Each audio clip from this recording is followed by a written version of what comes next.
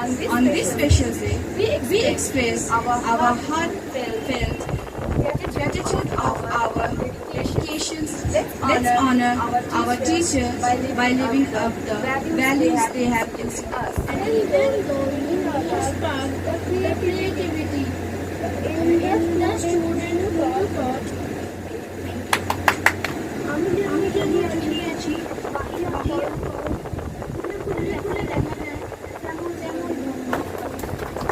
হওয়ার পরে একটা স্যারকে আমরা গিফট দেব।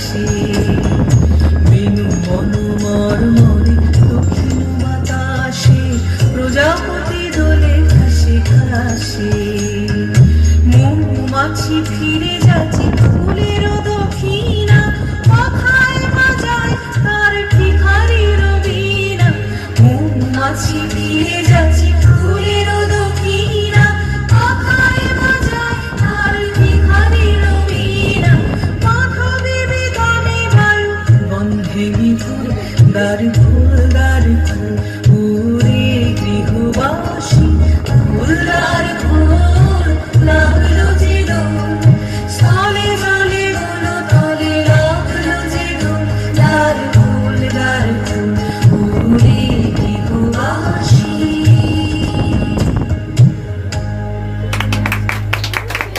অবাক চলপা কাটাকুটি করে শোনাবে।